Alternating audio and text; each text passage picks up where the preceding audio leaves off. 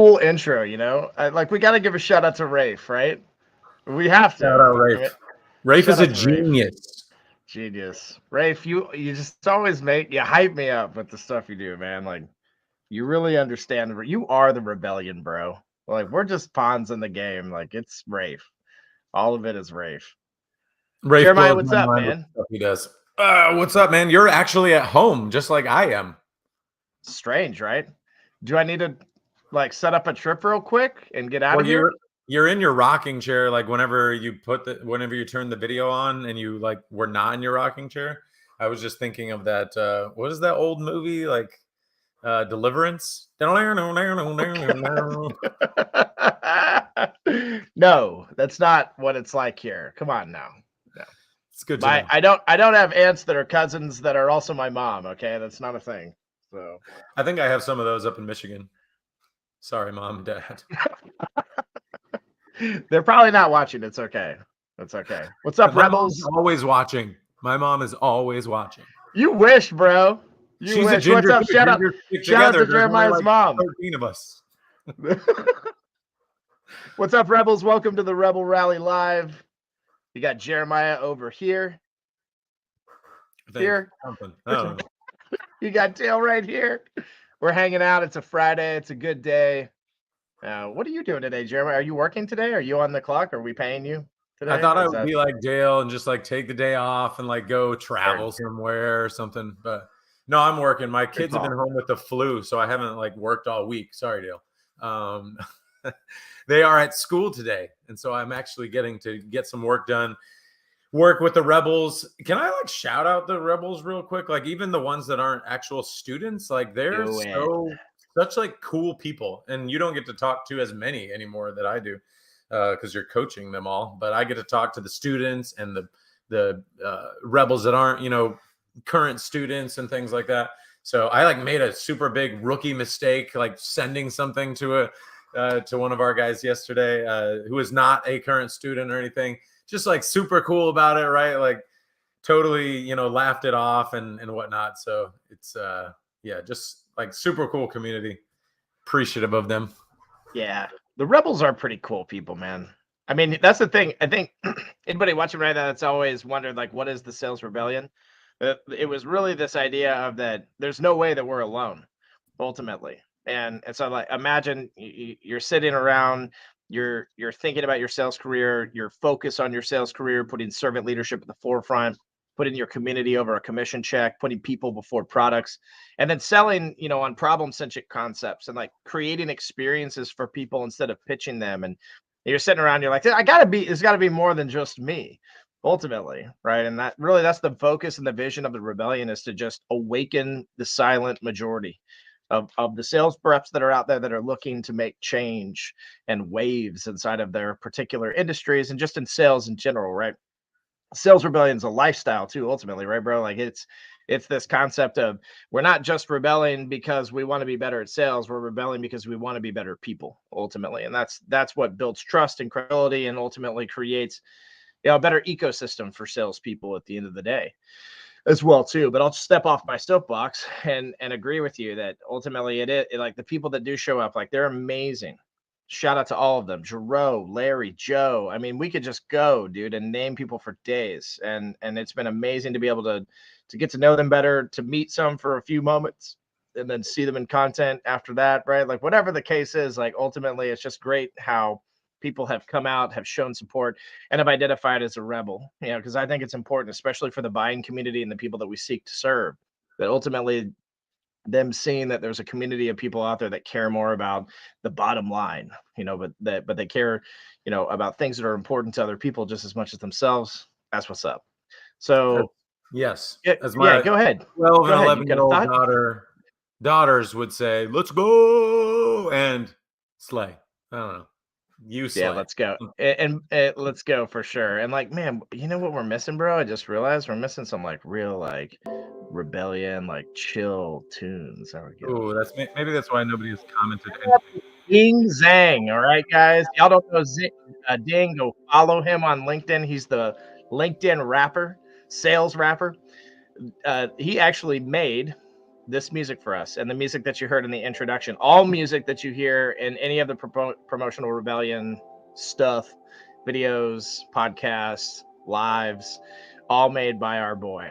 You the man. We appreciate you. You've brought the Rebellion to life with music, my guy. You are awesome.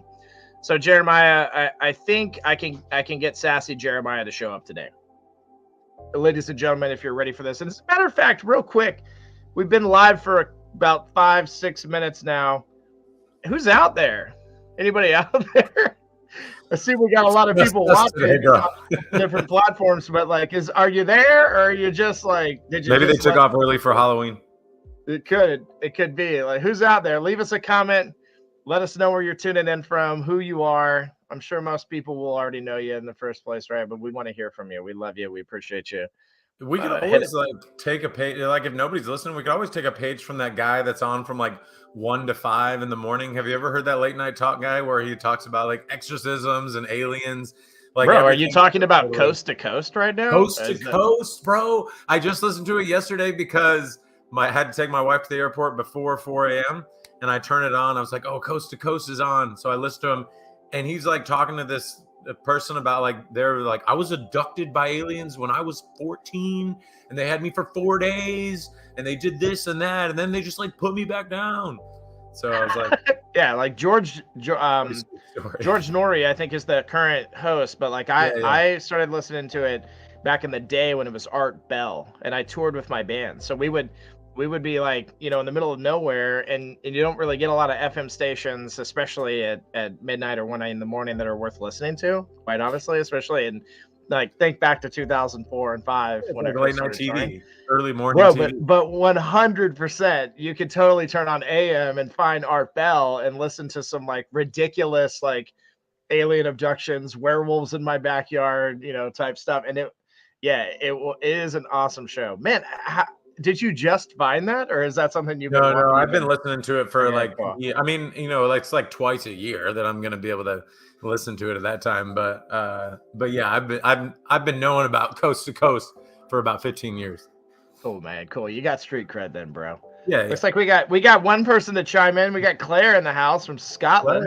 Man, what's up, Rebel? Scotland too. What time is it in Scotland? Gosh, it's got to be at least 6 or 7. 8:45. I bet it's like 9. That's my guess. I think the time just changed though, didn't it? So it like went this way, or did it go that way? I don't know. My guess is 8:45. That's my guess. So I'm sticking with. Good times. Sassy Jeremiah. Sales people suck at moving the needle forward with people emotionally. We're really good at doing things like pointing out the obvious or tactically, introducing a pain point, right? But what about getting emotional buy-in and context from people? I'm curious about your thoughts on this subject. Yeah, like a true or false question. Do salespeople suck? No, give me a rant, bro. Let's hear it, dude.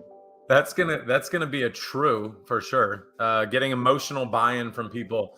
Yeah, because like basically we don't communicate the right way. Like it's not relatable. It's always just like always. Like that's a generalization, but generally most people are just communicating in a very robotic B2B way. Like you said, just pointing out obvious things or communicating a pain point in the same way that the prospect has always heard it, just the exact same way. And they can find it on your website. Basically, the rule of thumb is if someone can read in your email what they could read basically on your website, the same stuff, like your email sucks, your message sucks, because your website probably sucks. Even though your marketing team thinks they're good at copy, they're not. They suck. It's generalization. Yes, it's a generalization. But, they put stuff out there and they're like, oh, this is so awesome. And you read it and you're like, that doesn't even make sense. Or, it's just like fluffy stuff. And so most salespeople do the same thing in their email because that's kind of like how they learn copy. That's like where they learn to speak to prospects is like their own company's websites or their own company's training, right? Like they sit you in a room and they teach you about product knowledge mostly. And then they, maybe go through some messaging stuff. And then it just all comes out in this big giant suck ball. And so And that's what ends up in our emails because we get them every day, and you guys get them every day too. So you know what I'm talking about. The big giant suck ball of email. So we want to help you change that at the Rebellion. Last week was it last week? Last week, right? Week before? Yeah. Anyway, we talked about creative prospecting, letter campaign, creative copy, all that good stuff, which you can use in the letters. We showed physical letters, but you can use them in emails too. Bringing up problem points, which is an important thing, right? Like gurus, and I'm not saying this in a negative way because I'm talking about Josh Braun, who we love. Talks about like, you got to highlight the problem and things like that, right? So that's a good thing, but like, let's talk about it in a relatable way. So we had a challenge to the Rebels, all the people that were on that masterclass last week, to give us bullet points of like, let's take a marketing statement, like we do this, like we're really good at this, and turn that into the problem for the prospect, and then now rebellionize that by making it relatable. So using pop culture references, something that is going to be very familiar to people, that is going to cause some kind of emotional reaction. It could be bad, right? Possibly, like my Mormon joke, where I said like your website converts worse than the Mormons who hit your neighborhood last week. That could hit bad, right? Like I asked Mormons before I used it, but some people will probably take offense at it, right? So it could hit that way, but it's going to cause some kind of emotional reaction because it is relatable. They can flash right in their mind of like, oh, I remember watching that episode of Game of Thrones, or I remember when the Mormons knocked on my door. I remember this. So we're doing it in a relatable way. So we got a lot of good bullet points. I think we're going to go through and maybe not pick a winner today, but we're going to go through them. No, for sure. We're definitely going to, we want to, if you're watching live, we want to hear what you think in the comments. So like, as we read them off, I'll put the name of the person. We'll even probably put a corresponding number, like press 1 if you like this one, press 2. We want to hear from Rebels, but also we're going to make some posts in the coming days as well too, to allow people to chime in, give their thoughts, and we want to pump these reps up too as well. I actually got a post again. Stop! This is a live, Jeremiah. Jeez Louise, bro. Okay, so I'm gonna read a couple here real quick. I like this one from Leah Gitlin. Okay, she put, engaging your chemistry students today is more difficult than getting grandma to understand Twitter. Before we talk any more about this topic, Jeremiah, because there's people that are going to hear that and be like, I wasn't on this webinar. I don't really understand what's going on. Right. I just want you to expand a little bit on like, I'm going to read it one more time. Leah Gitlin, girl, engaging your chemistry students today is more difficult than getting to understand Twitter. And ladies and gentlemen, imagine that you get an email and instead of, hi Dale, I hope this email finds you well, that it just throws right into this. Does any of this sound familiar? Oh, you could do that as your first sentence. Hey Bro, Dale, right? Engaging your students in chemistry is like, you can start it that way, right? And that would be a pretty hard hitting thing. It doesn't even necessarily have to like have an intro and then the bullet points. Right. That was awesome. Two things I want to kind of throw out for everybody to think about. And then, Jeremiah, I just want you to talk a little bit more about this concept, because I know you're passionate about this, and it ties back to so much. It ties back to brand. It ties back to marketing. It ties back to sales. But ultimately, I just want everybody to hear this. Number one, people will remember the way you made them feel. They will not remember the product you sell or your stupid, silly, ridiculous pitch, okay? They will remember how you made them feel, though. So giving an experience is what the Sales Rebellion is all about, ultimately, and it's what every Rebel should be about as well, too. I want to give people experiences that are memorable. And Jeremiah talked about, like, hey, maybe this will rub somebody the wrong way, right? Maybe my joke about conversions and Mormonism will rub people the wrong way. It's okay if something rubs someone the wrong way. This is what we say at the Rebellion. You need a relationship, good or bad. A relationship is what creates trust or credibility.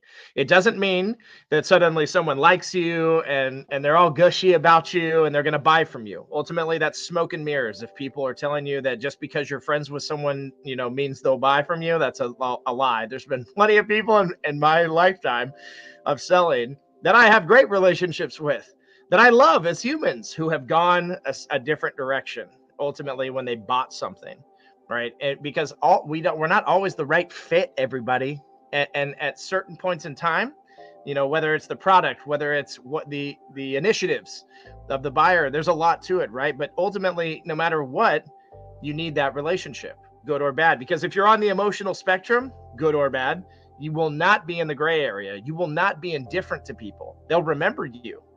And ultimately, even if you kind of made them mad, it's easy to seek retribution and forgiveness from people, ultimately, in this type of sense, okay, in sales, and in the way we reach out to people, and in the way that we try to become the red X in a sea of black O's, okay?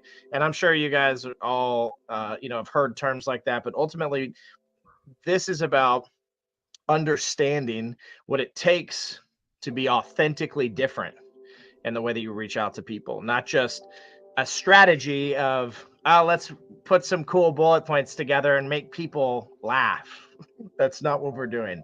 Ultimately, we're giving an experience, and we're transferring emotion, and we're creating a feeling that people will not forget.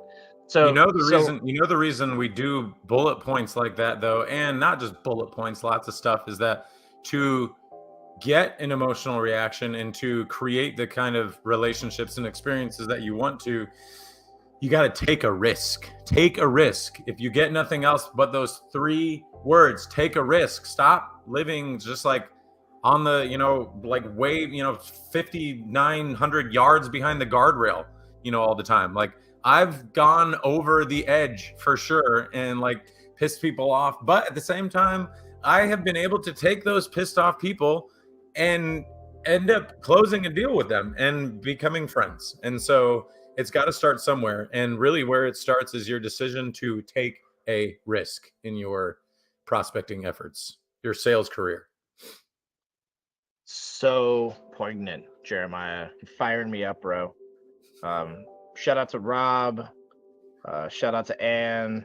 Shout out to Claire. Shout out to Lindsay. Appreciate y'all being here. Let's keep going on the front of the bullet points.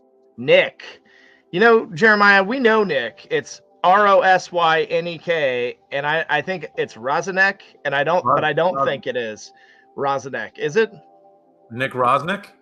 Rosnick? There we go. It's almost like it's silent in your head, right?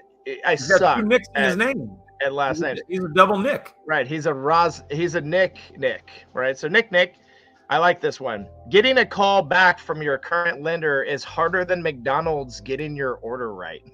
Now, hey, I love that one. Like, but Nick, like McDonald's usually gets my order right. There's one out there though that doesn't, right? Like I'm thinking way back in the day, right? Because fast food isn't part of my repertoire, right? But ultimately, I feel like McDonald's always did a pretty good job. Unless you're a Florida man and you're ordering chicken McNuggets at 2 a.m, they'll tell you no, and then you burn the place down, right? Sure. I think it's Burger King though. Wouldn't it be like Burger King that would forget your order? Is that? I've never really been to Burger King. It does depend on like. So sometimes that's like localized, right? So like his McDonald's probably totally sucks, but like. Ours doesn't. I got a really good McDonald's one for him, though. It's not like harder or difficult. You could probably kind of write it in there, but I do like your whatever it is as reliable as the McDonald's milkshake or ice cream machine 30 minutes before closing time. Because it never works 30 minutes before closing time because they just like cleaned it and they don't want to make the ice cream. So they just tell you, oh, it's down. Bro. Sorry, it's not working. Wait a second. Hold on. Does the milkshake ice cream machine ever work at McDonald's? It does sometimes. Isn't that kind of the joke that it never works? It's only from 9 to 10 at night or whatever that closing hour is. That's it. At your McDonald's. So otherwise it works perfectly at all other, and it worked perfectly at 8 a.m. tomorrow. Clearly, Nick Rozenek, or Nick, as we are going to coin him now. Clearly his McDonald's sucks all the time though, right? Yeah. Because of this order. So he would tell us that his ice cream machine never works. Where's Nick from? Do we know where Nick's from? Man, I can't remember, bro. Stop. I talk to too many people sometimes. I like Nick, by the way. I like Nick. Just want to say that. Nick, if you're on here, I love what you do, bro. Keep being a rebel. I was just going to say, rebels, take note of where Nick lives and just don't go to McDonald's in Nick's area. So, and then you'd probably be good. Be good. So Jeremiah, here's one that I thought was interesting, but I'm curious if you have thoughts on this. This one's from Andrew Hutchinson. What's up, Andrew? Shout out to Andrew if he's watching. Your phone system is so old when you lift the handset, you can hear the echo of Watson. Come here. I need you. I definitely like the concept for sure.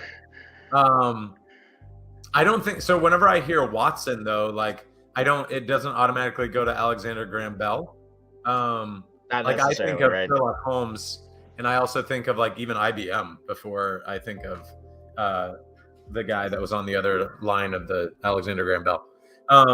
But I definitely love where he's going with it, and like the taking the challenge on for one thing. Right. So Yeah. your phone Oh, system is oh, so old. But I think like you could definitely use it. Like you could use Alexander Graham Bell with the old and stuff. Like, yeah, that definitely works. Just probably needs a little bit of tweaking. Right. So ultimately, for Andrew and for everybody listening, remember remember context matters, and that ultimately perception is what truth lies behind. So if I perceive it, if Jeremiah perceives it differently, like he just talked about, that's his truth, as people say. And ultimately it is the truth. Because if you're trying to set an appointment with this person, you're trying to get them to notice you, you're trying to create an experience, give them a feeling, and it doesn't really hit, right? So you gotta it's a good one, right? But this one is sketchy ultimately, because there's a whole generation that doesn't even understand that ultimately. And the millennial generation, sure, for the most part probably does, but it's like you just said, you don't necessarily correlate it with the two, and you're part of the millennial generation. Just you're at the tail end of it. Okay, I just want to let everybody know that. All right, that's me digging at you live. I am, though. I am painfully aware of the fact that I am not cool. All right, my kids tell me all the time I am an uncool tail end of the millennial generation. Shout out to Maddie for that opinion too. Maddie Griffin, she's the bomb, bro.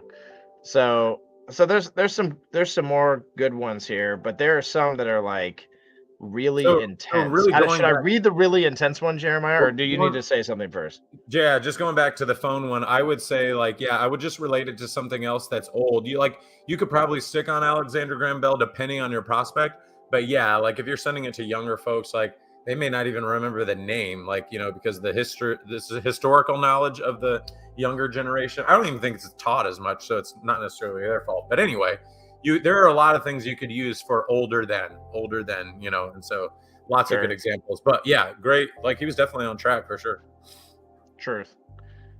Shout out to our boy Andrew Hutchinson. So I'm gonna do this one because this one's kind of like, it's a little intense, and I want to hear your take on it. This one's from Mike Kennedy. I'm going to kind of say it a little bit different than it's written to help it make some sense.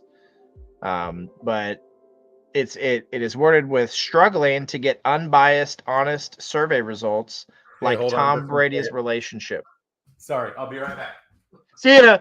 Bye, Jeremiah. So here's my take on this particular one, right? Like we're using Tom Brady and his relationship as a bullet point here to creatively translate to somebody and communicate to somebody that specifically this is what we help with. And the problem is that if you're talking to somebody that's also having a hard time in their relationship, right, going through the SHIT, as they say, it's not very clean, right? Ultimately, you could trigger something in somebody that's very personal. It's like mentioning something like human trafficking, or mentioning something like addiction, right? If you're talking to somebody that struggled with it, ultimately, even if they're not offended by it, it's not necessarily going to connect to them. Can you read it again?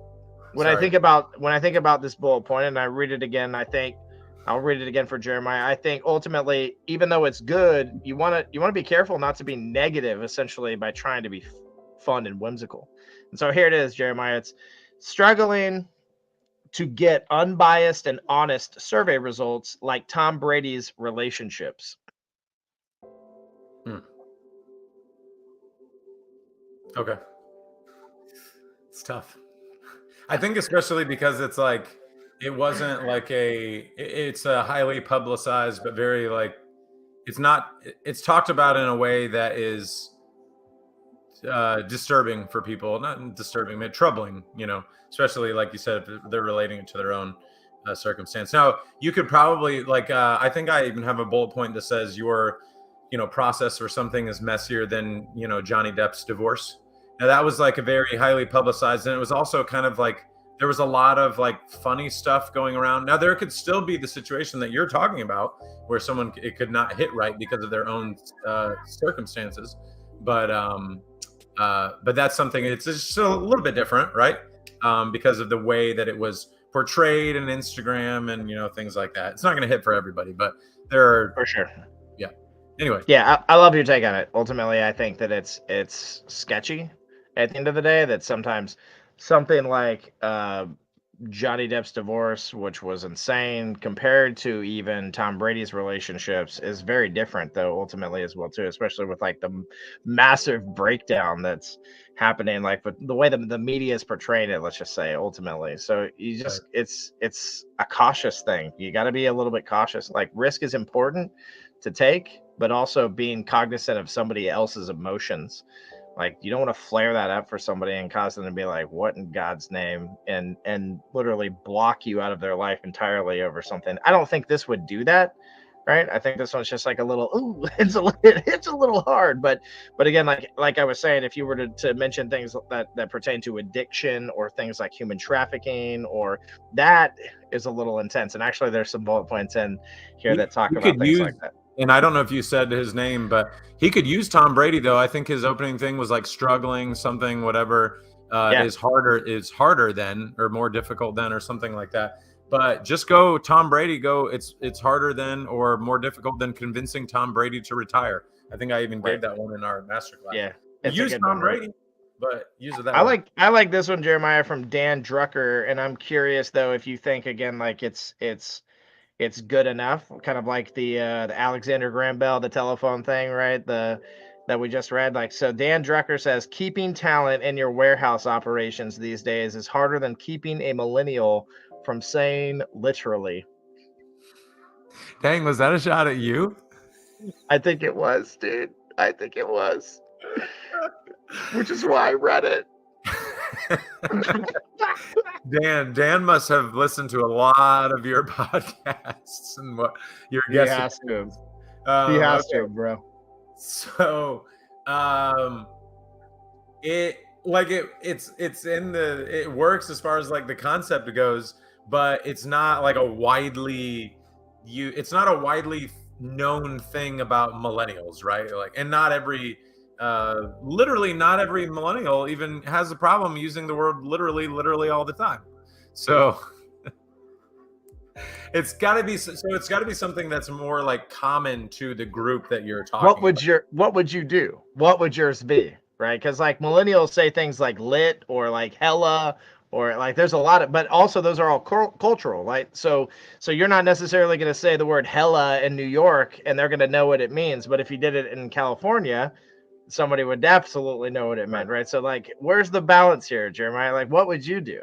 Well, for one thing, like you could, if you want to personalize it to things like that, if it's a regional, you're sending something to someone in a specific region and it's more related to that definitely works. But if it's going to be more general and you're not that you're like email blasting, but you're not going to necessarily take the time to do that, then you want it to be something that is generally known of that population, that age group, whatever. Like there's so many things about boomers, Gen Xers, millennials, like there's lots of things. I don't think that that's one that everybody says like, why do millennials say literally so much? Yeah, I kind of feel that way too, but also like I thought I was so appropriate because I say that word more times than I can count every day. Literally. Yeah, it would probably be more along the lines of like a specific emoji that millennials always use, or saying LOL. Like we've been saying LOL for 20 years or something. Yeah, right. So Kevin Haldane had one. He said, keeping your equipment up and running is as predictable as an Elon Musk tweet. What do you think about that one, Jeremiah? Well, I guess keeping your equipment up and running is as predictable. I'm actually trying to figure out if he's like saying like a problem. Like to me, he's saying like you're able to keep an Elon Musk tweet is unpredictable. So I think maybe I would just say unpredictable. It's a good one. Because I know, like, There you go, Kevin. we do that often, right? Like we say we say something's predictable when it's really unpredictable. But in that situation, like reading it or hearing it, I'm like, I think maybe we could just put unpredictable, because we kind of go half and half, right? We'll say if it's unpredictable, sometimes we'll say it's unpredictable. Other times we'll be like, it's as predictable as whatever. Yeah, I think in some instances here, it's almost as if like we're not necessarily risking enough, or we're using we're kind of generically using some examples here in some instances too. So hopefully this is helpful learning for everybody from the perspective again of like what you need to do in order to change the game. And because ultimately, I think these things will work, Jeremiah. Like at the end of the day, they'll work because they're different. They're not what people are necessarily putting out there, right? So as an example, we got a rebel right that we're talking to them very specifically in the midst of a rebrand about being edgy, right? And not being, again, because if you're going to end up just landing in the same place as everybody else, what's the point? So attached to the concept of being edgy is the word audacious, which we use a lot inside of the rebellion. Being audacious is that emotional attractor, right? Making somebody think, okay. And for example, like instead of going to a marketplace and saying we help X or we deliver Y, but instead just say what sucks, or talk about something again specifically that the person is feeling, not just on the surface level, but deeply in their soul is feeling, right? Like the McDonald's ice cream machine. Matter of fact, Jeremiah, it's funny is as I was scrolling through here and reading these, I realized that there are like 18 different versions of a McDonald's ice cream machine not working attached to a bullet point. So this is gonna be a tough one to judge ultimately. I decided against getting people to drop numbers because we were breaking these down a little too intensely. So now we're gonna have to do that post that Jeremiah doesn't want to do now. Leo said, "LOL, it's not millennial." Fine. What is it? What is it though? What is it? I mean, then, like, Leo? I'm not saying you're wrong, Leo. I'm just now wondering, like, what is it? Is it is literally Gen X and it was like passed down to millennial? is it Gen X or is it Gen Z and passed up to millennial? Yeah, Gen from behind us. I would definitely love to know. I kind of thought it was a millennial, but I'm open to being wrong at least once this year. How would you sum up this session today, Jeremiah? Risky business. How about that? That was risky a cop out. Like, you want to we have to have an emotional connection reaction from people if we're going to expect to get any kind of response, or whether that's to our initial outreach or a follow-up, whatever. Like, there has to be emotions tied in, because otherwise they just forget. But if we can create some kind of emotional response, even if it's just for a few moments, they're going to remember. And we can't really do that without taking some risks. Do you have to be like as risky as I am and was in my prospecting, where I was always getting in trouble? No, you don't have to. But I feel like we had that. So we had the conversation with a Rebel student yesterday where there's one part of the letter, one version of the letter where I put like censored things in spots, right? So it's like a curse word would be there. And like, you can put the curse word in there, like, what it's saying. And he said, I loved it. Like he said, I don't curse. And there was like, 10 spots, because it was, anyway, without getting into it too much, there was like 10 censored spots because it went along with what the idea was. And he said, so I basically just, removed some of them, and now I only have like 3 or 4, which was cool, right? Because like, he didn't take them all out. He kept 3 or 4 because he's also focused on the fact that like, hey, it's not all about me. And while maybe I'm not comfortable with 10, my prospects, like, this is how they talk, And so I'm going to keep some of them in there because it still is, it's going to be funny for a lot of people. And I still think it's kind of funny, even though I don't curse, that sort of thing. So the ability and willingness to take, some kind of risk there, even if it's not as much as I would take or you would take, just being willing to take some, even if it was just one censored spot, right? Agreed. I think there's too much fluff in sales.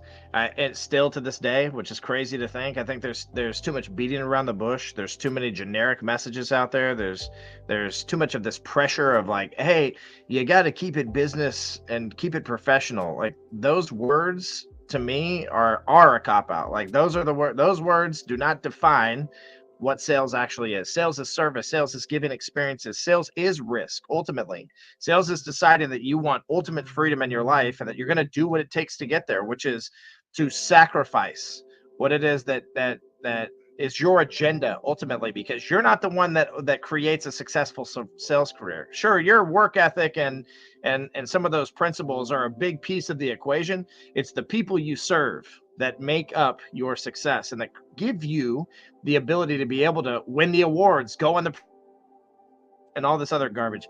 It always makes me really angry when I see people talking about those types of subjects and not giving praise and thanks back to the people that literally made it happen. Did you hear that? That millennial word, literally, that Leo says he was using since the 90s, and he was the Star Wars generation.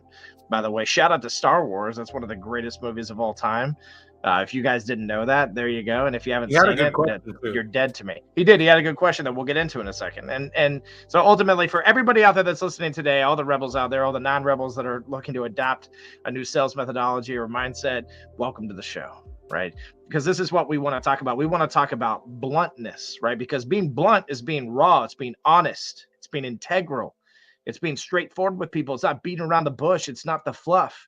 Honesty is what matters in these moments, right? More than anything. And being blunt is the best way to do it. So ultimately, that's what we want people to understand in their sales career. You can be blunt. A great example.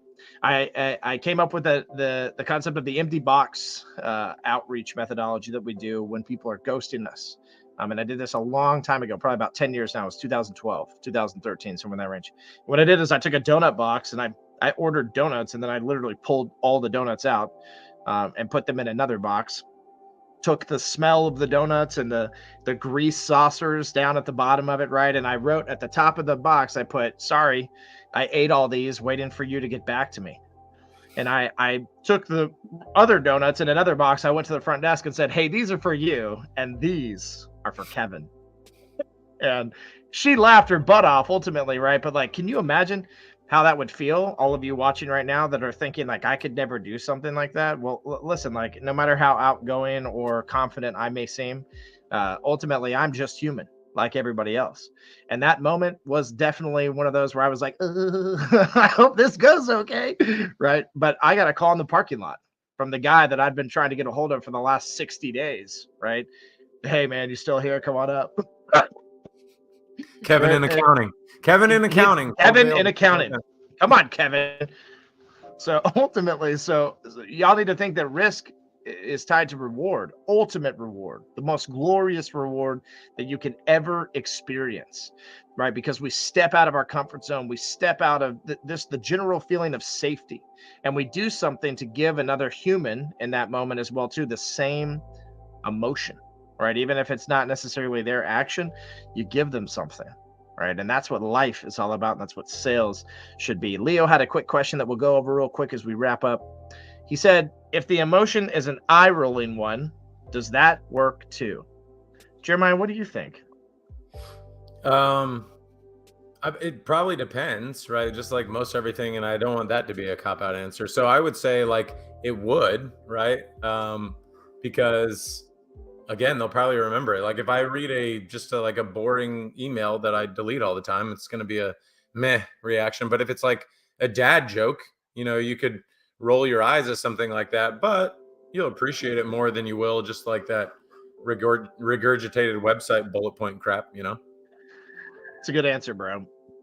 Leo, I would say ultimately on my side of the spectrum and like viewing this question literally, as a millennial, and you got to tell your boss that we use the word literally 70 times, us millennials, so he gets a kick out of that. It was a great bullet point, by the way, and tell him that he's in the running for sure. It was good. So it's good. So again, let's refocus here, Leo. If you read it and think to yourself, man, that might be an eye roll moment, maybe you should make it more of a shock and awe moment and change it up just a little bit. That would be my recommendation to you. Rebels, thanks for being here for another edition of the Rebel Rally Live with Jeremiah Griffin. Hopefully you guys like this. I mean, tell us if you don't. If you, yeah, please only tell you don't like this so we can stop doing it, right? Because Jeremiah wants his Fridays back. Yeah, for sure. Ideas if you can think of some things that you would like us to talk about and do and all that stuff. Please, I can make drop some comments. Let us know what you want us to take on. You want us to talk about, you know, some new courses that some sales gurus put out there. We're happy to do that. You want us to talk about some things that are unpopular to say in the sales world, or that maybe like we talk about in private messages behind the scenes. We're happy to expose those things and talk about them.